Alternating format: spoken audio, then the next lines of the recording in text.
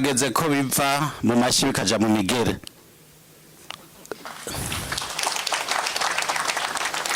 Nta Sebarundi ashobora kuvuga ijambo aribwira abarundi twese tugakenguruka mpere kuri ibi cizo heruka gukorera abarundi benshi nyene icubahiro. Imiryango myinshi yari ifisa abantu babo bari mu mabohero. Mbega nama niyumvira abajejwe ubutungane bariyumvira amahera igihugu gitakaza kubijanye n'abanyororo bajya bicaye kandi bariko barahomba inguvu zoza gukorera igihugu. Rero aho nyene icubahiro nagire propose iki kintu aho wakavuga ivy'ubutungane turagusagasiye abene gihugu shiraho komisiyo atarabo bize duwa kuko birata kumenga nibo bazi ubwenge gusa. Shiraho komisiyo mu vy'ukuri jewe nari na propose nti vy'ukuri amaparike nahabwa abasirikare kuko nibo bazi iyo baja kandi nibo bazi iyo bavuye. Ntidushobora kwemera yuko amabohero umenga b'amacukiro dufise umukuru w'igihugu avuga tubutungane kuri bose bubahirizwe mugabo bashika imbere yabo ba procureur ndabivuze ndabivuga imbere yawe Sebarundi n'imbere y'abene gihugu vy'ukuri simbona ko bamenya urafise abaroberi batarasisha inkoho mugabo vy'ukuri binyegeje mu bintu wowe ukora nabo bariko barabomagura. Dupropose rero iki kintu nyene icubahiro imbere yuko mugo n'aba procureur shiraho komisiyo irimwo abakozi b'Imana irimwo twebwe societe civile. Mbega procureur yigenza gute kwishuri yize ko yifata gute yarameze gute none ushiraho ahejeje kugigitura caja kuya lirahabene gihugu babona kandi ahejeje kwica igihugu. Ivyo rero ntidushobora kumva ukuntu umushikiranganje w'ubutungane avuga ati akama bahagarike simfata kibanza imbere yuko inama nkuru y'ubucamanza ikorana. None abo bantu mutabadoneshe mutaberekanye mwerekane bibi bakora Sebarundi nitumunanize vraiment ragifise ingufu zo gukorera igihugu tumufashe. Rero jengire propose mwibi bintu by'ubutungane mpa delegation imwe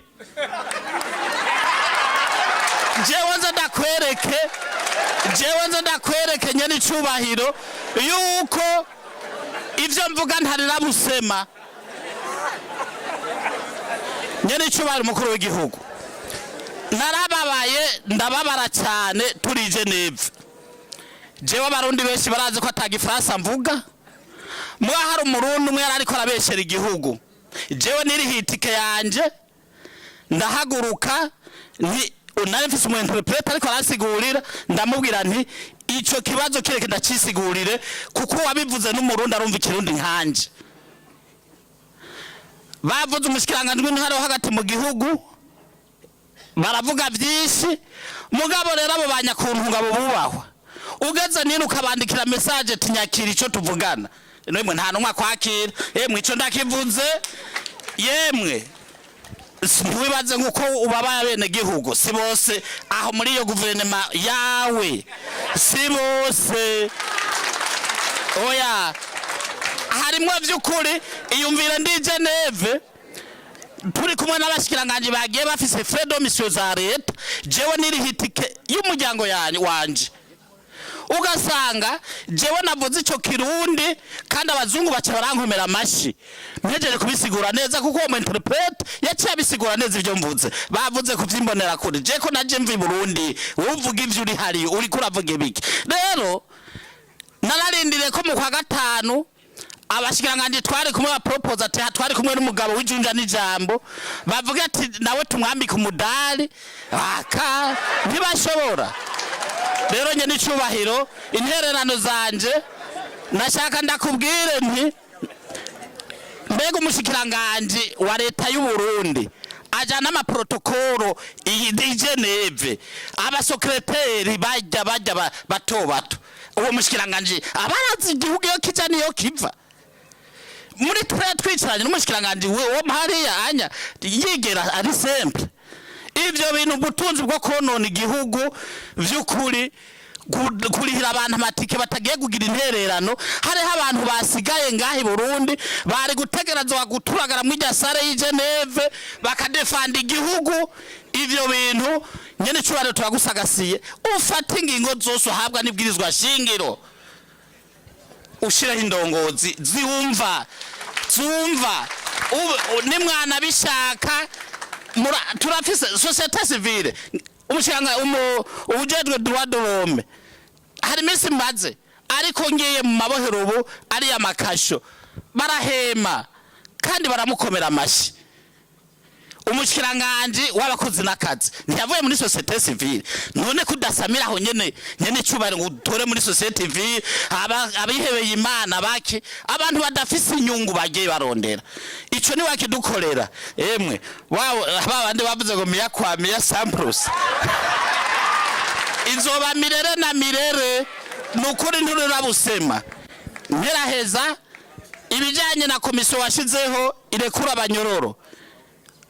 harimo beza mugabo harimo n'abandi b'amanyanga emwe b'amanyanga ngira procureur general harabamaze kumushikira bamubwira iko byagenze hariho abantu babandi bitwa ko bafise indishi bace babanigira mu meshi se Barundi babanza kubabwira ngo we kufise miliyoni 50 woriha ngo banze uduhaya ivyo ndabifitiye ivyemezo none abo bantu vy'ukuri bitwa ko bari mu biro vy'umukuru w'igihugu bajahe batuvahe tukajahe nukuri mumbabarire mvuze meshi se Barundi munsagasire aba banyororo bari mu mabohero wari watezuriye ni benshi batigeze bataha kandi n'ubu warivugiye Muramvya ati umuprokira azoba afise umuntu amaze amezi 6 ataraburana ninjojo n'ibihumbagiza nukuri murakoze nimumve ibisabo bya bene gihugu nabo banyororo bantumye mu byakire murakoze cyane tutarahaciye nta gihugu kizopfa giteye imbere kirimo ibiturire ntibikunda ivyo dutegerezwa kuvyumva neza nta gihugu gishobora gutera imbere kirimo ibiturire kugira igiturire tukigwanye naho ntimuze murondera ngo umukuru w'igihugu azokigwanya akararo bunyene wewe nyene uhejeje kuvyivugira murumva ivyo bintu vyabaye mutuntuye ku mutima mugatanu mwarigera bimbwira ngo nta guhandwa ku rurimi ngo ikirenge kiriho kubera iki twari twamenyereye cya gihugu cyari mu minwe y'abantu bitwaza igikenye ugize uravuga bagaca kumena umutwe uno munsi turi mu gihugu uvuga ibyo ushaka ntagire ingwara nimwe mugabo muracafise ubwoba bwo kuvuga nk'umuzi ko mubimbwiye ngo bahava bica nibigikunda ubu nibigikunda kubera ko utabimbariye ngo ndabahane aho nyene ahubwo uze guca abandi agapapuro neza umbwira ingene vyagenze ubu nyene turaba ivyo duca dukora kuko ubu reka je ndabwire aha ndiko ndaringaniza ingene tuzokora guhera mu mwaka uza nuguhana ikibiriraho nta bindi ukoze kose ucugenda gushikaho nagira ndababwire yuko kubera iwo mutima nyene umuzirikanye wari wazimanganye ku bintu byo gukunda igihugu ku buryo umuntu arose ikibanza yumva ko agiye kurya igihugu gusa ivyo vyose vyaragiye umuzirikanye w'abantu utegerezwa kuvaho no kuvuga yuko kugira uzorenke mwiza nuko ugashiraho wundi agira vya bindi nyene ashika mubaza ngo mbe barirahe ashika kuri ivyo nyene none uzogumukura gushika ryari sinzi ko ruzoteba tukaza turamanika kuri stade none tugire gute none umuntu tumuzana imbere y'abantu muri stade tukavuga tuti ubu nyene bisigure tumugira iki nigicibwa mu gihugu tuvuye tuja kumubika indongozi yo none igihugu mu bisanzwe niwe rero babandire bakwiye kuba mu gasho nabo tukababika uko naco bamaze mu gihugu abo nibo bakwiye kuguma mu gasho uko baje kuconora ubu none igihugu nakwiye kuba wavuze ibi bya procureur general mugani wawe none yoba yari umusuma no kwishure yari umugizi wa nabi agacaza gutunganya agakingira igihugu gute kandi nawe ari inkozi y'iki mu mutima hari ikintu uvuze gice kintu cyiyumviye reka mbaze umushikiranganje w'ubutungane mbe uwogira nk'ubu ijya direction générale des affaires pénitentiaires procureur afunze umuntu bikabanza guca bagaca bibona ko afunze umuntu kandi amubesheye ntivyo bakora rugaca tuza na société civile akabari yitwa bakazora turerekera ntagiye usubira gufungwa zira ubusa ikiri cyo vuze tuzi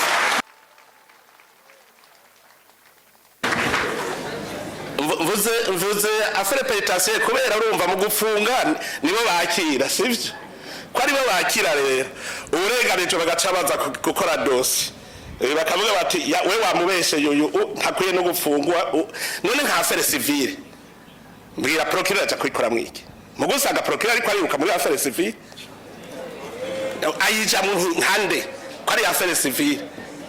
ayija mu nkande je navyo numva affaire penale niyo procureur général asabwa je niko ndabizi none rero turondere mekanisme yo gucunga nabo ba procureur natwe tukarabigere vyogenda gira ico bivuze. Murakoze cyane nyene icubahiro umukuru w'igihugu cacu ciza c'u Burundi kuba mumpaye kano kanya ego kuri ico kibazo mubajije nyene icubahiro yuko aba procureur imbere yuko umufungwa ashika mu gasho canke mu mwibohero hobanza kubacisha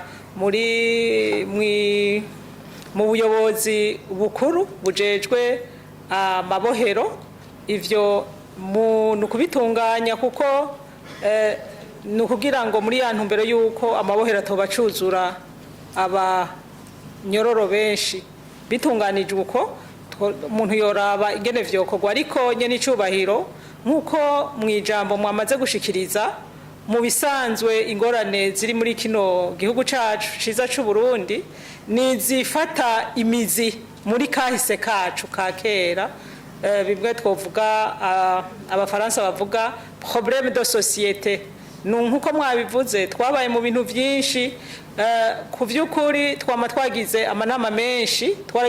menshi mu ntumbero yuko aba procureur batohora bafunga abantu bafatiye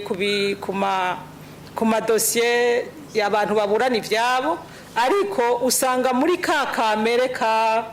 kagumye karanga nkumbure aba mu kazi kabo aho nkumbure umuntu yaza tifungira umuntu ariko wa gatandatu ivyo vyarabayeho cyane ariko wa gatanu tifungira umuntu bafitaniye amadeni tikugira ngo yibwire ivyo vyarabaye hari byinshi rero ubu kugira ngo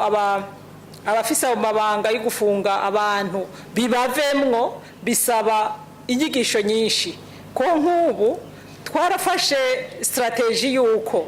ata mu procureur yoshira umufungwa mwibohero hatabanje kuja inama n'ingingo ngo bavyumvikane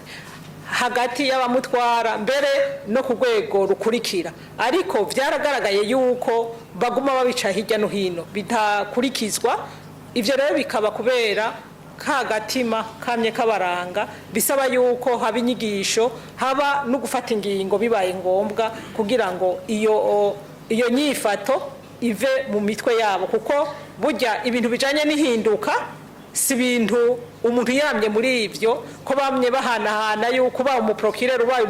umushikiriza amanza ari kibanza cukuronkeramwo nkumbure ibiturire kuko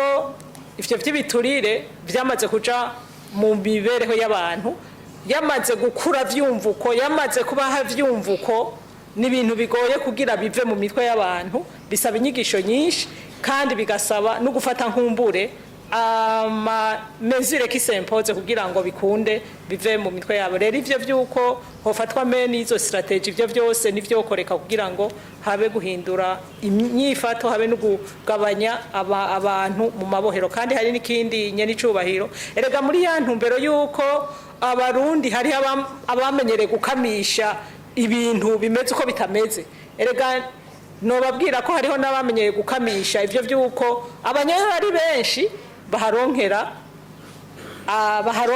ubuzima muri ya masoko erega nkumbure harimo n'ababigwanya bavuga bati abanyayo nibagabanuka tuzobura isoko navyo ivyo byose n'ibintu biri kombina ugasanga ni ya probleme de societe ituma ivyo bintu byose bibaho. Kandi rero changement nayo ni si ibintu biba uyu munsi ngo bice biba bihindutse, ni processes zisaba gukora meni izo mezure kugira habihinduka. Murakoze cyane nyene icubahiro kuba mu mpaye ijambo. Murakoze cyane. Ari icyo yavuze abanyororo batafunguwe burya igituma mwabonye ndavyinjiramwo nuko twari twarabonye iminsi yose iyo dufashe ingingo zo gutezurira abanyororo hariho nabo bagumizayo hagasohoka undi kwizina giwe. Ivyo vyaraba wewe akacaguma apfunzwe utarabikuye akari wataha. Rero hajya nico cyatemvuga nti nanje ndungikemwo abo mu biro by'umukuru w'igihugu ndabe ko twobikurikirana tugakora amaliste hanyuma tukaza duhamagara turaba ko bikunda. Mugo urumva ko n'ubu urumva harimo no bakagihaze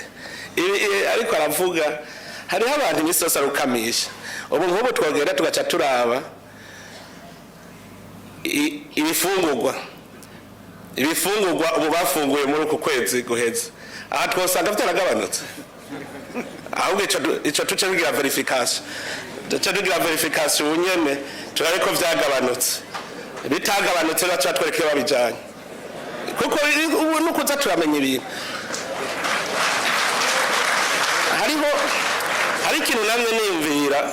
mu bisanzwe umuntu yitwa indongozi kandi burya tuze turatandukanya ibintu n'ibindi. Umuntu yagenwe mu mabanga ntasasana n'umukozi, abantu ntibazabimenya. Uwagenwe mu mabanga ntasasana n'umukozi. Umukozi ajya amasaha muvuga ngo 8 n'ay'umukozi. Umukozi nawe nyene yaba yarazi ubwenge hajya ajya amasaha 8 ahejeje kuyakora abacaja gukora ibindi bimuteza imbere mu muryango. Umuntu yagiye mu mabanga rero ntagira amasaha yo gukora, nawe abasa 8 y'ijoro abavyuka gukora. Nico gituma kubera umwaka ugira utangure dushaka ko umwaka wundi muzobona ntembera cyane. Ndazi ko nzotembera gose, ndabwije ukuri. Jewe mu kabare ngasanga umuntu ariko anywa inzoga ari umuntu yagenwe mu mabanga imbere ko izuba rirenga, nzomwandika gutya abona ataha. Kubona uva mu biro ugasiga amadosi hanyuma ugaca ugenda ku kabare ugasanga ngo bantanze kwirigara rya kabare. Je n'ivyo uwagenwe mu mabanga bimenye yuko akugwa umwanya wari wose. Jewe nzotembera ndakubonye nandika gusa ubona utaha hanyuma wajeje ngo nakoze iki wagiye mu kabare usitse amadosiye mu biro. Iyo abatashe basagiye gukora ibindi bikorwa muhiriwe mugabo kwiruka ugata amadosiye mu nzu mu biro ugiye mu kabare. Tuzokora gushikaho tuzobona umuntu wese agari mu mabanga asigaye avuga ati basi ndatanye ordinateur ngiye gukorera muhira mugabo areke kugutaha agiye mu kabare saa 8 saa 4 ahijya kuri Calvados urahacurare saa 4 usanga bari kwirigara bariko bagivyamwa bingana uko kandi bacava ngo ubukene tuzovamwa gute yataye akazi. None ni kure singaho hijya kuri Calvados saa 4 muze mwace mura nzotembera cyane ubu ndakubonye nta makofe kantangora nta uzogufunga mugabo umenye ko uzogusezera amabanga. Ni muje mu kabare bwije ahandi cya ku madosiye cyane taha muhira muje kwahirira inkwavu zanyu mugabo ivyo tubireke. Ubu rero tuze twagira ikibiriraho tukubonye kwaheri tukubona kwaheri genda ukore kakazi k'amasaha 8 ushaka genda hahandi rero ufitiye hamwe ukora amasaha 8 yawe uheze ugende mugabo ni ruzokwemera wagenye mu mabanga. Ubuzi kwagenye mu mabanga ari umushikiranganje mugenye uwagenye mu mabanga wese atari akazi ka kariyeri nta kindi twandika gusa amazina nzokwiyaranje n'agafoto tuzaturafotora tuberekana uyu yagize iki tuzikibiriraho. None twogira gute ntidushobora kuzotera imbere dushike muri jambo nakazoza twicaye uko ari twe twari mboneza twari kwereka abandi ivyo bakora niyo tuja tukaborohereza.